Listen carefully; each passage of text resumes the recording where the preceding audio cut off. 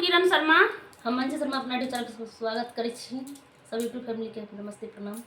और हम दोनों देवरानी जेठानी जा रहल छी बहुत प्यारा सब बेटा विवाह गीत गाबा। अहाँ सब जरूर सुनब, कमेंट बॉक्स में जरूर बताएब गीत केहन लागल। बहुत प्यारा सा गीत है, अहाँ सब फुल बाज के जरूर सुनब।